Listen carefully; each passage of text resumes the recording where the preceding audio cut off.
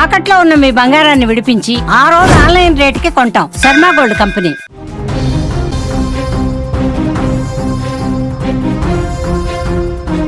ప్రముఖ యూట్యూబర్ కోమలి ఆత్మహత్య కేసు ఇప్పుడు తెలుగు రాష్ట్రాల్లో సంచలనంగా మారింది.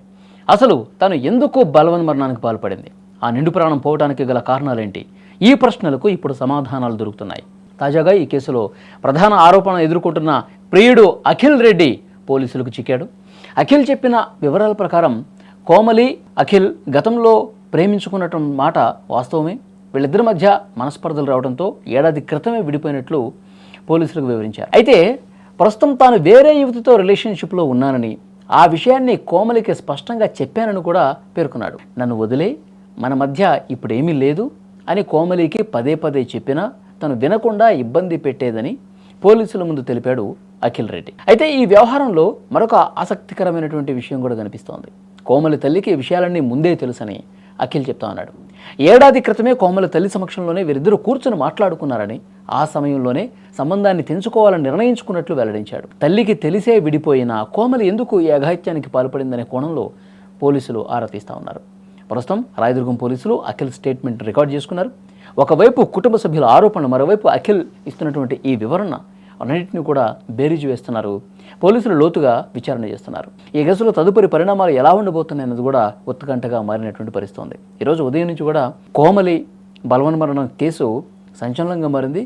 ఆమె ఎందుకు ఈ అఘాయిత్యానికి పాల్పడింది, దీని వెనకాల వేరే మతలబు ఏమన్నా ఉందా, దీని వెనకాల అసలు కథ ఏంటి అనేది ఆరా తీస్తున్నటువంటి పోలీసులకు అఖిల్ రెడ్డి ఇచ్చినటువంటి వివరణ, దాని మీద ఆయన చెప్పినటువంటి వివరాల ఆధారంగా ప్రస్తుతం విచారణ అయితే కొనసాగుతుంది.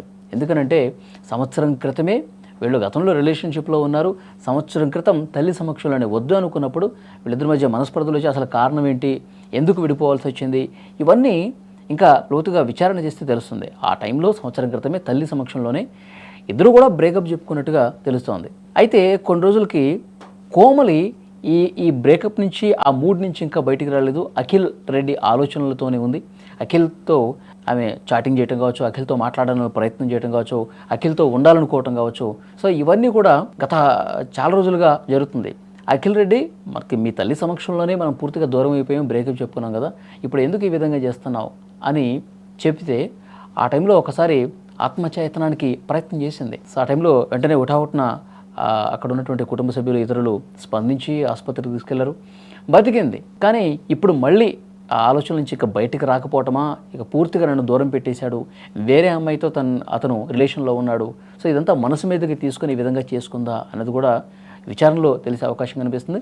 మొత్తం అఖిల్ రెడ్డిని ఈరోజు స్టేట్మెంట్ కోసం పిలిచినప్పుడు అతను స్టేట్మెంట్ ఇచ్చిన తర్వాత అతను కాల్ రికార్డింగ్స్ కావచ్చు, ఫోన్లో ఉన్నది కావచ్చు, వాడి మధ్య జరిగినటువంటి చాటింగ్ సంభాషణ కావచ్చు, ఈ ఆత్మహత్యకు పాల్పడక ముందు కొద్ది గంటల ముందు ఏం జరిగింది, ఆమె ఎలాంటి సంభాషణలు చేసింది, ఎవరితో ఎంతసేపు మాట్లాడింది, అఖిల్ రెడ్డితో ఈ చివరిగా ఏం మాట్లాడింది, తల్లితో ఏం మాట్లాడింది, ఇవన్నీ కూడా ఎంక్వైరీ చేస్తూ ఉన్నారు. పూర్తిగా వివరాలన్నీ కూడా సేకరిస్తున్నారు.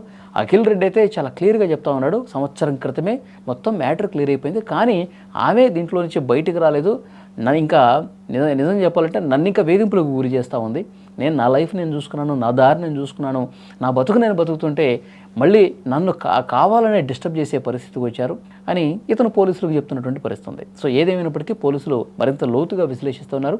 ఏమైనా కోమలిని అఖిల్ రెడ్డి రివర్స్ అయ్యి ఏమన్నా ఇబ్బంది పెట్టే ప్రయత్నం చేశాడా, ఆ ఇబ్బంది పెట్టే క్రమంలోనే కోమలి ఈ విధంగా తనువు చాలించిందా, ఏం జరుగుతుందన్నది కూడా విచారణలో బయటకు వచ్చే అవకాశం అయితే కనిపిస్తోంది.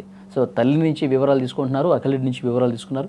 ఇంకా ఆ టెక్నికల్ ఎవిడెన్సెస్ ఏవైతే ఉన్నాయో, ఆ ఫోన్లో కావచ్చు, చాటింగ్స్ కావచ్చు, కాల్స్ కావచ్చు, ఇవన్నీ కూడా పరిశీలిస్తూ ఉన్నారు. వాస్తవాలు ఏంటనేది కూడా పోలీసులు బయటపెట్టే అవకాశం ఉంది మరి కొద్దిసేపట్లో.